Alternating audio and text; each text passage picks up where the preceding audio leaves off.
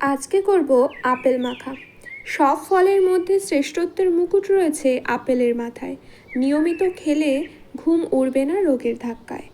আপেলের তো গুণের শেষ নেই, ক্যান্সারের প্রতিরোধ থেকে শুরু করে ডায়াবেটিস নিয়ন্ত্রণ এবং হার্টের খেয়াল রাখা সহ একাধিক কাজ করে এই ফল।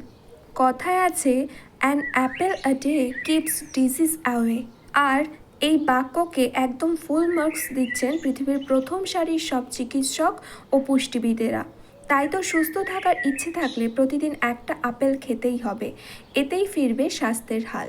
কিন্তু আজকে আমি খানিকটা স্বাদ বদলের জন্য আপেলটাকে কেটে নিয়ে তাতে সামান্য লবণ এবং কাসুন্দি দিয়ে আর কিছুটা গন্ধরাজ লেবুর পাতা দিয়ে মিশিয়ে নিলাম।